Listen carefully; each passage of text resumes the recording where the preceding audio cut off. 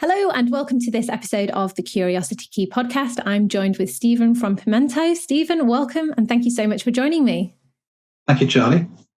It's great to have you here, and I'm really excited about this interview because we can talk a lot about marketing and also making sure that you as the company owner is making your life as easy as possible whilst also getting the results from your marketing, which is what it's all about at the end of the day. So, Stephen, just to kick this interview off, do you want to tell us a little bit about you and also why you started Pimento? Yes, of course. So Pimento has been going for 15 years now, and I spent my formative years working in advertising agencies, mainly in the West End of London, but also internationally. I left advertising to go and work for the Walt Disney Company, originally as the head of brand for Europe, and then latterly as the CMO for Europe, Chief Marketing Officer. And I had 5 wonderful years at Disney. We had literally hundreds of agencies we were working with across Europe, Middle East and Africa. Been quite a siloed organization, from television through to theme parks, through to entertainment and so forth. Each of our divisional heads was able to work with any agency they wanted to, which created a huge amount of confusion, as you can probably imagine, a huge amount of duplication. But more importantly, we really couldn't get any objective advice because there was a vested interest in the advertising agency in selling us advertising, the direct marketing agency selling us direct marketing, and the PR agency selling us PR. And at the time, media was fragmenting and digital was on the rise, and clients, not unreasonably, were looking for objective advice, and they weren't getting it from their agencies. So the thought process behind Pimento was to create an agency that really was made up of independent agencies, consultants, not the large multinational agency networks that you probably know, but more localized. And what we were hoping to be able to do, and have done in practice ever since, was to be able to draw on that network of talent and create bespoke solutions for clients based on their individual needs rather than the needs of the agency. So we start out by understanding what's going to drive your business, what's going to improve your business performance, whether that's in a business-to-business environment or business-to-consumer environment. And then we'll understand exactly what you're currently doing, we'll analyze how effective or not it's being, and only then will we come back to you with a recommendation as to how you should be deploying your budget. Now, in many instances, you might not have a marketing budget, you might not even have a marketing strategy, and it might be completely new to you, and your business may have grown through word of mouth, and that's great, and that's fine. But ultimately, you'll find that is very limiting, and particularly, obviously, in the post-COVID world. And our perspective and the way in which we orientate ourselves is because I don't, as an organization, own any of the assets. We have 5,500 people that work with us, but they're all independent of Pimento. I can be completely objective in the solution, understand what you need, put together that team, and ensure that that team is delivering day in and day out, helping to actually meet your business objectives. Fantastic. Because I think we were speaking before about a lot of companies that have a fear of working with agencies, and that there is a bit of an unwritten rule or rite of passage that you have to be burned by a marketing agency before you're actually going to get results. And we were talking about how Pimento solves that problem just exactly in the way that you were just describing, in that you don't have all of that in-house capability. You work with lots of specialists and lots of different agencies. So you're not working to the goals of the agency, you're working to the goals of the company. Can you talk to us a little bit more about the advantages of working with specialists rather than with an agency that's maybe offering everything without necessarily specializing in each of those different areas? Sure.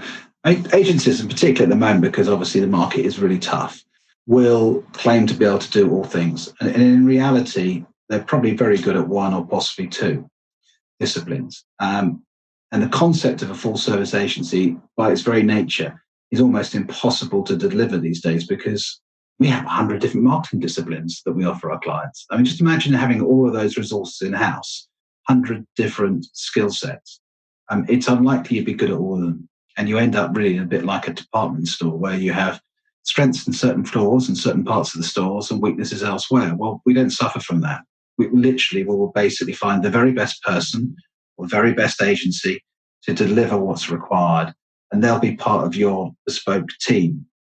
We're managing a project at the moment for a new client who came to us in February. It was a business that had just been acquired, and they needed literally to outsource their entire marketing to a third party. Now, rather than go to a single entity and say, right, we need to support this client in these areas, we created a bespoke team, which involves 14 different agency resources and 3 consultants. It's all managed by a marketing head, effectively a marketing head that's outsourced and as part of Pimento themselves. And we'll take responsibility for coordinating all those activities and managing all those resources on behalf of the client. So the client deals with one person day in, day out, but behind that is a highly industrious, creative bunch that are delivering against the business objectives that have been set and working across different marketing disciplines as required. And what that means is the client doesn't have to be expert in marketing. Their job is to run their business. We can basically act on their behalf as their marketing resource, give them best advice, align ourselves both in terms of budget. So we have a very broad range of different budget points, and we're able to basically work with multinational clients down to local businesses, depending upon what their budget is and what their needs are. But we take away a lot of that aggro, and we also take away the issue about trust. All the people we work with have come to us over the years through personal recommendation. We take our time to check them out, make sure that they are both ethical and that they're delivering at a high end. We check out, we speak to their clients, we look at their financials, etc. And only then do we invite them to become members of our network. So it's a proven and trusted model. Now it's 15 years in. And oddly enough, in the press over the last few weeks during COVID, we've seen lots of agencies coming up with similar concepts to the one we started all those years ago. So people are reluctant to return to work in a full-time job. What we're now seeing is the emergence of lots of new startups and lots of independent resources hoping to be able to actually run their businesses from home, which is great. I welcome that. So it's a chance for us to extend our footprint and work with some new talent. But it's not for everyone. Some clients still like to have the physical presence of an agency. Well, we do that too. We'll also put people into client organizations and have them work as an independent contractor, but paid for through Pimento and operating within your business. So it's really looking at what's required, designing a structure that works for the clients, creating the resources that they need, and then taking responsibility for doing it. I love that. And I love that you talked about having hundreds of different marketing disciplines, because I know that I probably fell into the same trap that most non-marketing business owners and founders fall into, in that you think that marketing is just one thing. So you can get somebody into your business, just one person, and they can be responsible for your entire marketing strategy and implementation, and that you just think like everything needs to fall into that marketing. And I know that because I'm not a trained marketer. I started my career studying engineering and kind of just learnt it by doing it, and then learning how other people doing it, watching, just being very curious about what's going on. And I've always found that when you are more curious about the marketing that you're doing, you're able to learn more and do more and sort of make it better. But then you do need to call in on the experts when that goes beyond your skill set. So there's certain things that you can only do in a very basic way. But I did definitely think that marketing was just one thing. And I speak to so many people that also think that marketing is just one thing. And I also speak to a lot of marketers that are really bad at their own marketing. And I think the more you dive into that, the more that you realize that, there's so many different disciplines in that. You've got people that are very good at strategy, very strong at strategy, people that are very, very good at, just implementing it. Because there's a lot to marketing that's just all about the implementation, just kind of going through and putting the processes in place and getting the structure sorted out. Quite administrative type roles that are very undervalued by a lot of people. And also he said, you remove the aggro for clients. And I know that I felt that a lot over the years. It's just you get very frustrated with trying to juggle lots of different moving parts and trying to make everything work in an integrated way. And I like that, what you were saying as well, that you need to look at things in a very integrated approach rather than just things in isolation. Yeah, I mean, taking your engineering example there, if you liken it to a car, you might have 400 different component suppliers, and there might be, I don't know, 5,500 different parts in the construct of a car. Reality is the only way that car is going to work if all those elements come together in the right order at the right time. And then, of course, it will work. It just needs one element, one part to be missing, and actually the whole thing, doesn't work. You're missing your, I don't know, cylinder head gasket or something like that, or your carburetor or fuel pump, and then car comes to a shuddering halt. Well, that's the same with marketing. These days, you need to have a strategy that basically is determined by who you're trying to talk to, what you're trying to say, what you want them to do as a result of the communications that you're putting in place. You need to have a perspective on what your proposition is and how differentiated it is within the marketplace. What's your competitive position? How do you go about defining your proposition? Can you deliver against that proposition? Assuming you get that bit worked out, then you have to work out the most cost-effective way of reaching your target audience and what channels do you use. What's the blend between digital marketing, social, PPC activity? What's the role of the website? Is it there as a piece of brochureware, or is it there to actually be a sales piece? Can you buy off the website? Should you be employing and engaging in social content to try and drive people to that website? Is there a role for public relations? What should you be doing in the event space if you're very much in the B2B space? Eventing obviously is always very popular. And of course, what are you going to do now that eventing is not available to you for the foreseeable future? And what channels can you actually use in that as an alternative? Do virtual events really work? Will you get people to engage at the same level? Here we are on Zoom now talking. The reality is things are changing very rapidly, and you've got to have a curious mind. You've got to have there's got to be somebody who is constantly questioning what you're doing, constantly refining the way in which you go about doing it, and looking at what best practice is and learning from the professionals. Quite a lot of this stuff you can do yourself. Sometimes you just need a framework. You need someone to come and give you advice and say, right, how are you collecting your data? Are you using tools like HubSpot, which you can get for free to actually collect your data? Are you segmenting that data? Do you have an email automation platform that allows you to be able to actually send emails to your prospective customers and nurture and develop those relationships and get them further down the funnel and turn those into sales? And once they become advocates, can you actually get them to refer you to a friend? So there's lots to be considered. But the reality is, if you do it in pint-sized chunks, if you kind of break it down, and if you help people in a logical fashion and take them with you, then good marketing people should be actually helping those organizations to learn as well as grow and leave those organizations better equipped when you come to the end of that project. And one of the things we do is we also help clients populate and create marketing departments. We have a recruitment arm that supports both freelancers and permanent heads in marketing. And we aim with our clients, if they don't have any marketing resources, if they see the benefits in marketing and they see that actually it's working for them, we don't want to be taking fees off them for the rest of their lives. What we want to be doing is obviously finding our replacements. So we'll find permanent or temporary replacements depending on what clients need as we go through the project, and we'll educate them so that they can continue to execute against a given strategy.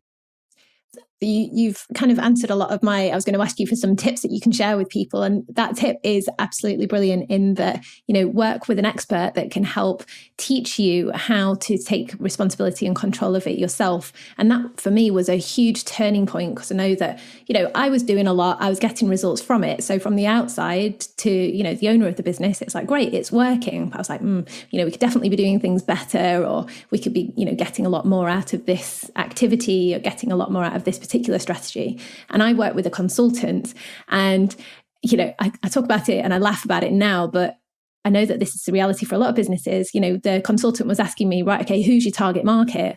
And I was there like, well, we're targeting a global audience of the geospatial industry, which includes surveyors, the mining sector, archaeologists, heritage, and our budget is 6 figures. And I remember the look on the consultant's face at the time, and they were just like, what? Okay, let's narrow that down slightly. And that whole process about, working out that framework and looking at where to focus our efforts and really being targeted and specific made such a huge difference. And I remember when we were having that chat as to whether or not we needed to work with that consultant, it was a big investment, and we were really worried if it wouldn't work and how it would work moving forwards and what we would need to do. But I'm so glad that we made that decision, because it was the best thing that we did as a company. And also it really helped me focus and be a lot more strategic about our approach, rather than kind of fighting fires or going with the new shiny object and finding the new thing. So yeah, great advice. And interestingly enough, that what your consultant suggested was exactly what I would suggest. It's always basically start with the data. Have a look at basically what the customer data will tell you. Segment that by attitude, by purchase habits, by frequency, by geography, by any particular measure that will give you some insights to their propensities and how they purchase from you, and so on. And then it's just a question, I believe, then finding people who look similar and working out from there. Clearly, you want to be able to segment it also to understand who are your most valuable customers. And it always is the Pareto model. This is the 80-20 rule. I was going to say, like 80% of your revenue comes from 20% of your customers. It's so true. It's amazing. And how you can go across all industries. And the reality is, it always seems to come back to the same thing. Some sort of mathematical component in any business that, it doesn't matter whether you're selling burgers or whether you're selling shoes or you're selling engineering pieces, as you were talking. You will find that 80% of your business 80% of your business comes from 20% of your customers. And therefore, those customers will have, when you look into the analysis, when you look at the data, certain propensities, they'll have certain things and characteristics about them that will actually define them. And that will help you and your sales team and your marketing strategy be far more focused and far clearer. And rather than spend against the whole audience, if you focus on basically spending against a tight, most profitable audience, then not only will you get a higher return on your investment, but you'll have a more successful and more profitable business over time. Yeah. And also make sure that you look at the data across the whole business instead of just isolate it to marketing activity. That was definitely a big learning point for me many years ago, and something that I strongly recommend a lot of people do, because I think, again, segmenting marketing into the business and just looking at it in isolation, you can really limit yourself. I remember sitting on a leadership team going, well, I've generated you all of these leads for this one particular segment, and none of the sales team have been able to convert like any one of them.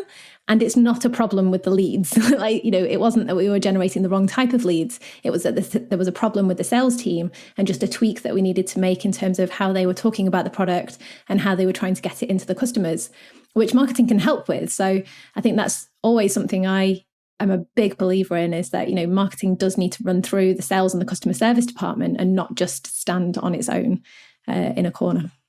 Definitely. Yeah.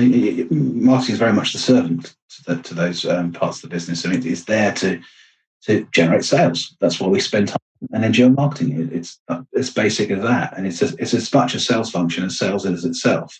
But in that particular case, clearly there was an issue around proposition.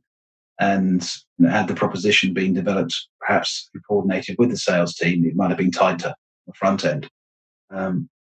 But yeah, it's not a perfect art. And the reality is you will make mistakes as you go through your marketing strategy and as you start to execute it. But what you have to do is be open and honest about the fact that actually you'll learn from that process. Try and avoid having to learn too often, because it gets expensive. But you have to take some risk. It's like anything else in business. You'll take commercial risks over the development of a new product. You'll take commercial risks over hiring individuals. Marketing is not similar to that. You have to basically be prepared to take risk if you do want growth. And growth will be essential over the next 12 to 18 months. There will be business opportunities in spite of COVID. There will be obviously a prolonged and difficult economic recession.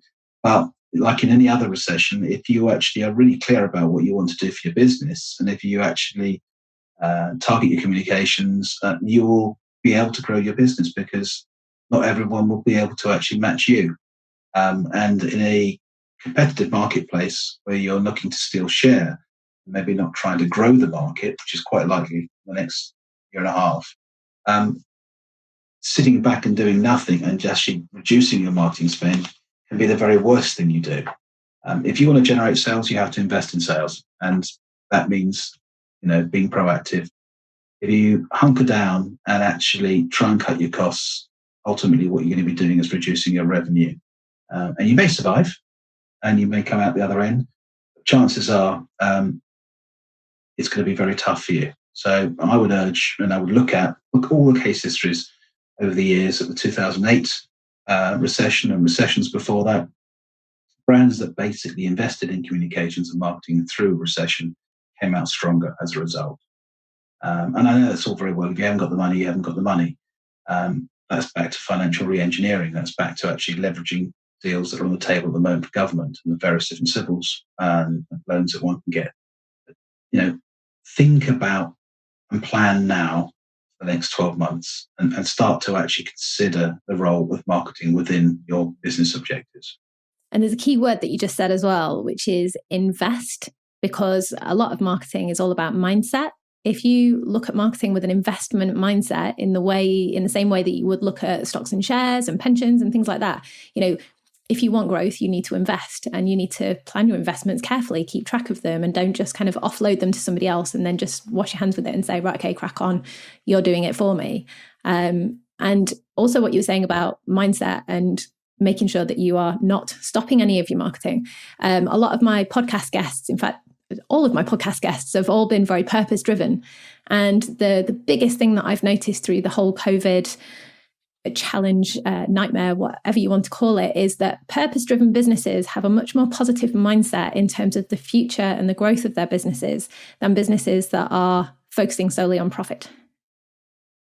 Yeah, I agree. And I think, it's been interesting to see the way in which brands have responded to COVID in their communications and how they've spoken to their customers. There've been some brands that have been notably brilliant in this period and have actually recognised that what people want is help and support. They want empathy. They want people to be human. And they also want them to stick to their values. We've equally seen brands that have tried to change their style of communication and have actually acted outside of their brand values. And that's been to the detriment of how they're perceived because it sticks out. It's amazing. We were looking at a reel of television commercials that have been put together over the last few weeks, and they are so similar. Now, to be fair, that's because they're limited by what they can actually do at the moment. So you've got, the communication style where everything's shot on an iPhone and everyone's fairly jolly and they're all on Zoom calls like this. And it's very difficult, I think, to get stand out in that environment. You have the other TV campaigns, particularly the ones in North America that are running at the moment, which open up with a sort of blinky blonky piano style track in the background, with sort of tumbleweed with sort of blowing down the streets, shot in black and white with nobody around. And then brands basically turning on the end and saying, look, we're here to support you. We'll always be there for you. We always have been there for you. It just seems incongruous. And, I think stick to what you are, believe in the values and purpose-led businesses these days. Frankly, it's what it always was, which is that people want to do business with people that they like, and people that they trust, people that actually have similar value sets to their own. And there's no point trying to be something you're not, because you get found out far too quickly in this social media world. So any company you're involved in, any business, whatever you're involved in, any industry, you have to have a really strong purpose about you. You have to be really clear about what your mission is. What are you here to do? It's not about selling widgets. It's about fulfilling something that's much more substantial. It's the old story, isn't it, about the guy who was sweeping the floors at NASA. I'm sure you heard this 1,000 times, Charlie. Yeah.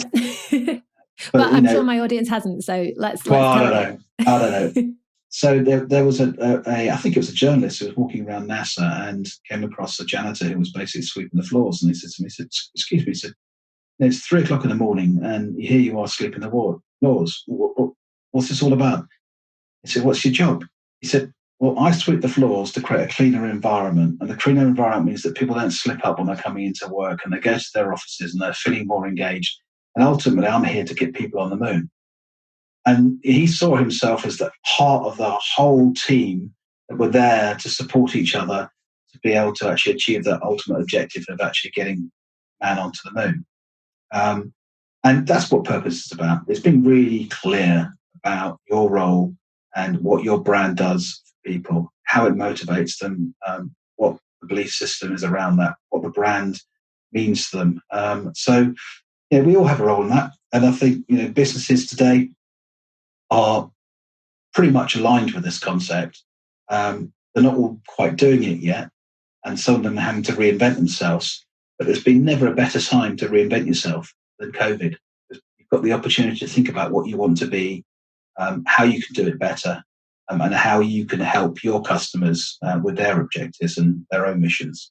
Yeah. And leadership plays a huge part of that as well. It's like, you as the business owner and the business and everybody within that business, you need to lead your staff, your team, your suppliers, your customers, and everybody lead together through this challenge, because it's, nobody's going to get through this alone. Well, no. I suppose if you stay at home, then you're going to get through this, but do it together. And I think, for me, I'm really fascinated because, my main interest is looking at how people behave. So looking at how your teams behave internally, and also looking at how your customers interact with your teams. And behavior is a big interest of mine. And it's how leaders and companies are behaving through this COVID period. I do think that that's going to impact how business is done in the future, and also how people are remembered and seen. There's a lot of really prominent people that are making some interesting choices, let's say, which may or may not help them in future. Yeah, none more so than obviously some of our politicians around the world, not just unique to the UK, but and these are tough times. I wouldn't want to be a politician the best of times, but actually leadership in times like this and communications, again, it's no different to what we've been talking about. Well, it is communication, isn't it? Especially if you look at what's going on in this. Well, we're going down a bit of a rabbit hole now, but look at what's going on in this country. It's clear communication can make such a huge difference. And if you confuse people, you're working against yourself. Well, I'm sure there's going to be a consultant behind the latest government message around alerts.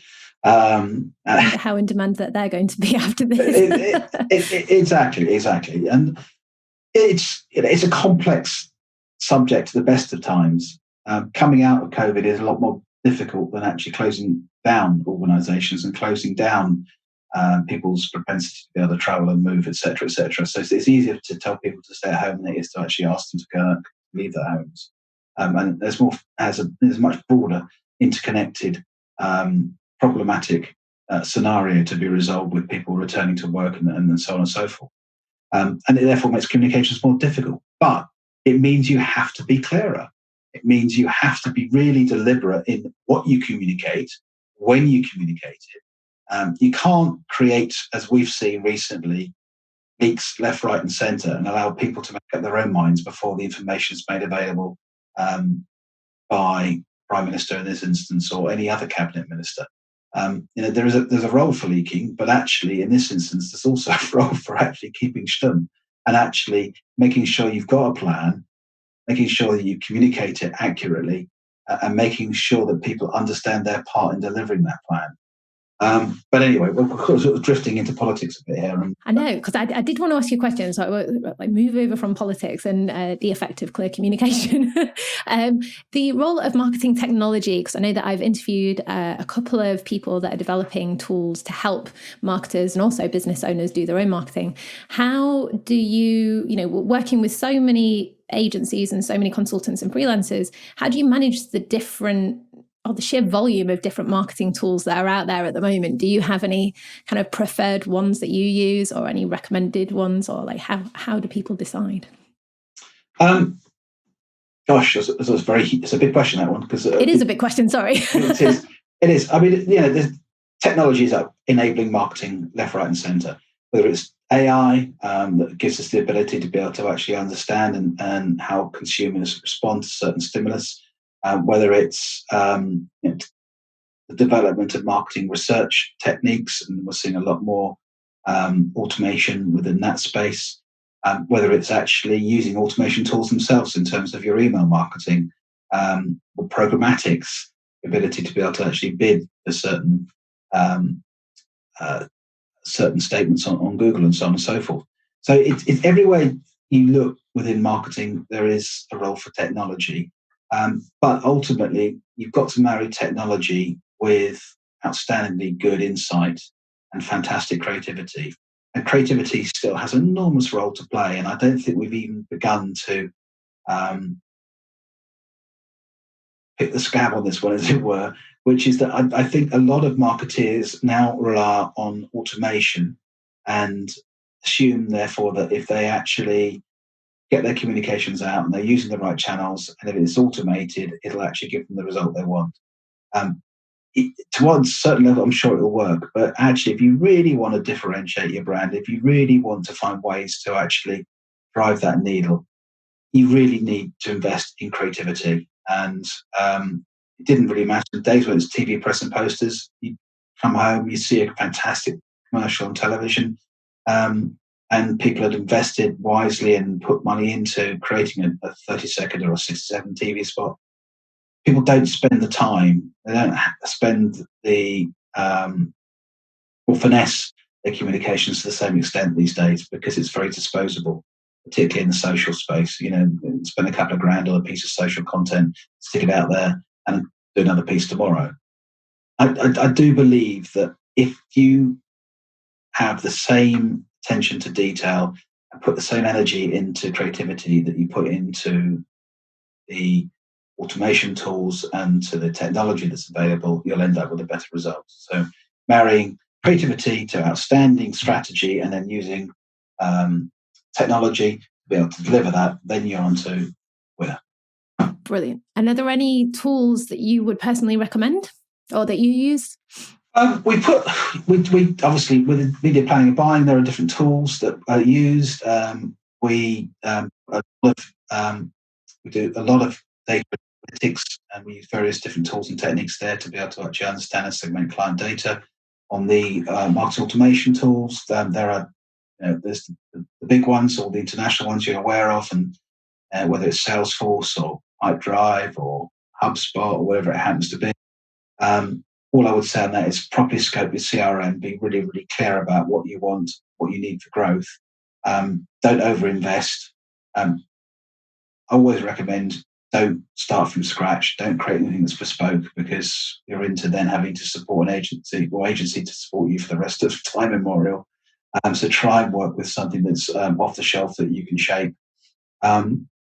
We use a marketing automation tool from a company called Force24, who work very, very well with SMEs, and it's about enough. It's basically it works for 95% of the customers we work with, and we've used that a lot. I think we've got about 15, 16 different clients using that. That's fantastic, because we've actually had Adam from Force24 that he's come and done a podcast interview with us before. So if you are interested in learning more about Force24, then check out Adam's interview. Everything's available on my website. Yeah, I mean, it's and it changes daily. You ask people about Zoom a month ago. I don't suppose anyone's too familiar with that.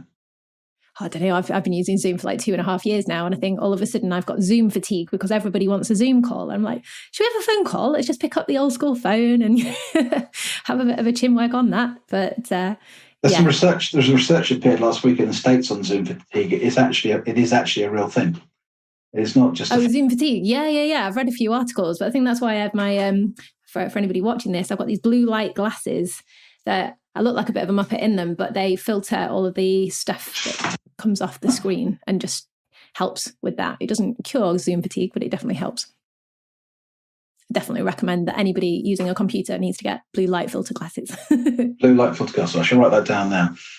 Yes, you can get ones that are, I think the majority of ones that you buy are like bright yellow or bright orange, but you can get very normal looking ones. I can't remember where I bought these from, but yeah, they are great. And they really help you. Brilliant. Well, it's been absolutely fantastic speaking to you. Lots of things to gain from this interview. Do you have any sort of parting words of wisdom, one-liners, or anything that you'd like to share with our audience?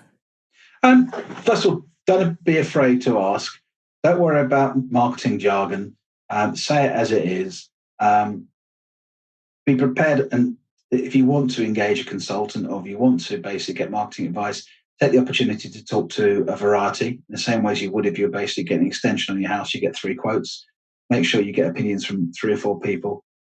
Take references. Ask agencies to basically pitch for your ideas and come back to you with proposals, but don't be unreasonable in the sense that if your budget's 10 grand, then don't expect them to get a full creative proposal, but actually maybe rely upon a chemistry meeting and have them present their credentials. And absolutely be really, really clear about your agencies, with your agencies and your consultants, what the business objective is. Always start from the business objective and make sure that their strategies and their recommendations tie back to that business objective. And actually, to a certain extent, also, if it's possible, get them to put some skin in the game. Beyond their fees, if there's the opportunity to tie back the performance of their recommendations in some way, shape, or form, then there should be some sort of uplift or some sort of opportunity to actually for them to enjoy the value that they create and look to actually work it both ways, so that if their recommendations don't have the impact, then they don't necessarily enjoy the full fee that you've agreed. Fantastic advice. Thank you so much for sharing that. So thank you very much for joining me here on the Curiosity Key podcast. And for anybody listening to this, all of the show notes are available on my website. That's charliewhyman.com/podcast, and you can check out everything there. So thank you, Stephen. It's been an absolute pleasure. Thank you, Charlie.